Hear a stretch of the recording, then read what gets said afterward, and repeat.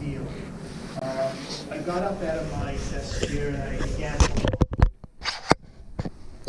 because it was early and hardly anybody was at work yet. So I'm wandering around, and meantime my mind is racing because I don't know if any of you have been in an emergency situation, but you just, if you're, when I'm thinking of that, I'm thinking like if you're in a car accident or fire, or your mind just works differently. I remember my mind racing. I remember wondering what to do. I remember, whispering to myself, is this where it ends for me? Is this where I die? But fortunately it didn't. After a minute or so, the building righted itself, and then it was time to evacuate. Someone ran down and said, we had to evacuate. Another person ran down and said they were actually facing a window where the plane had approached and hit above us. When the plane hit, it came to my back, so I didn't see the plane approach and hit the building. For me, my evacuation was somewhat more complicated because I have a friend who's paralyzed. His name is John, and John's in a motorized wheelchair. And John and I had worked side-by-side workstations for close to 15 years. At that moment, he was in a different division on the same floor, but I knew his habits. I knew he came to work early like I did, and I knew he would need help because a motorized wheelchair cannot get down the staircase. So I ran off to get this thing. It's called an evacuum chair. It's a very lightweight kind of device that has kind of runners on the bottom, and it slides down the stairs, and you just got to kind of control it. We had practiced it once. I knew what it looked like. I went to get it, and when I came back, this great thing happened. 10 of my buddies hung around to help, and that was absolutely vital because there was no way that I could help John alone and be successful. So we unstrapped John from his wheelchair. We lifted him into the vacuum chair, strapped him in bottom and top there. We developed a quick plan. 2 guys at the bottom of the evac chair, 2 at the top. We would rotate after every 5 floors, bottom to top, top off, and that's what we did. Staircase was a lot better in 2001. Reason? Because it was so early in the morning. Not as hardly anybody was at work. So when we hit the staircase, we're moving well down the staircase. We're staying to the right because we were slower than the people who were walking to our left, but we're proceeding pretty well. When we hit the floors of the 40s, though, from the 69th, it got a lot hotter. We knew there were other staircases, and we knew that possibly if we changed the staircase, we would cool it. So we did, and it was a good move because the other staircase was cooler. And we're moving further down that staircase, and when we get into the floors of the 30s, that's when we began to encounter people moving the opposite way. As we're going down, these were buildings operations and firefighters walking up the staircase. I could clearly tell you that both of them were, both the buildings operations people and the firefighters were true heroes. You've walked up a staircase in your lifetime.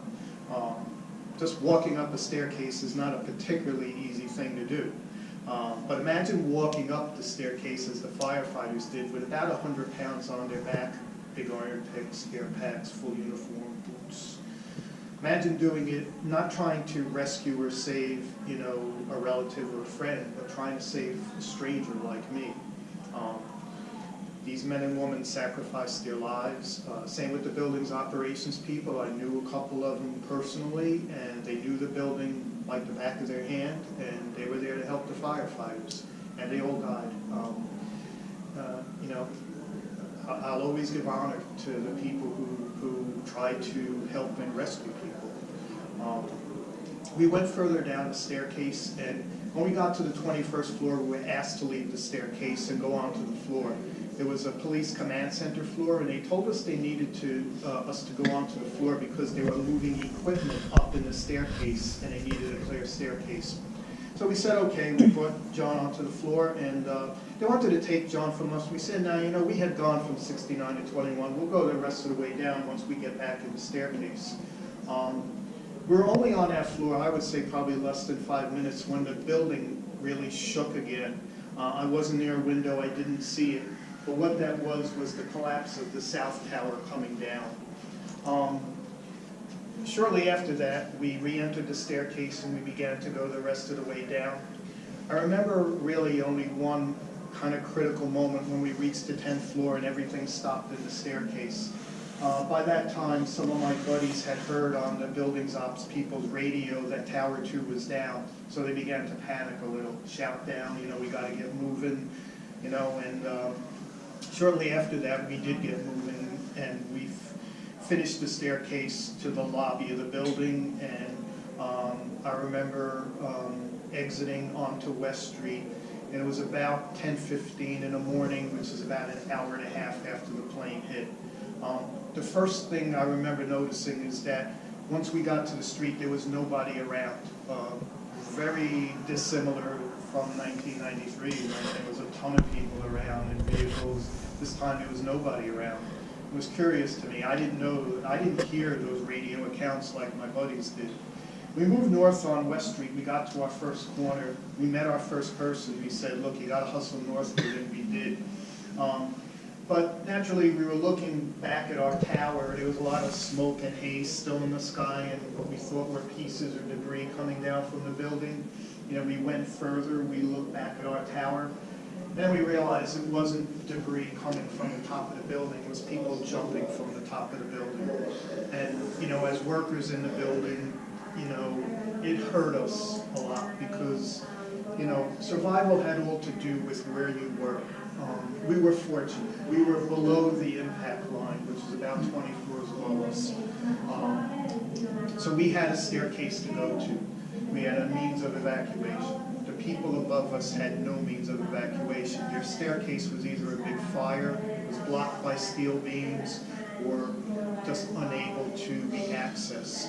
So what do the people do? They go back to their office, they break through the windows, they wave clothing, they're desperate to get rescued, but it just couldn't happen.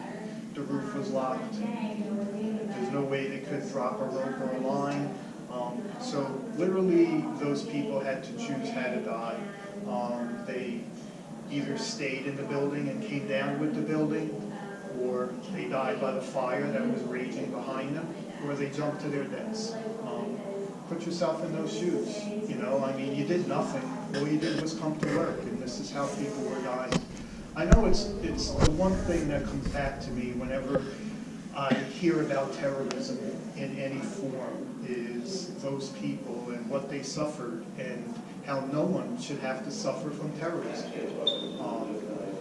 Anyway, moving forward, we went a little further forward on West Street, and suddenly the ground started to shake, and we looked behind us. There's a real good video of it on the other side, and the ground is rumbling, it's feeling like an earthquake, and we look up and a giant cloud is coming at us. So we grabbed John, we rushed across the street, we got into the school, the Stuyvesant School, and we closed the door behind us. There was a little window, I remember, in the door, and we looked through, and it gets like gray, then very gray and pitch black.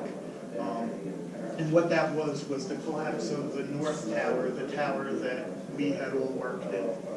So, in little less than 2 hours, it was, 2 towers down, the other attacks in the other places in Washington and Pennsylvania, but most notably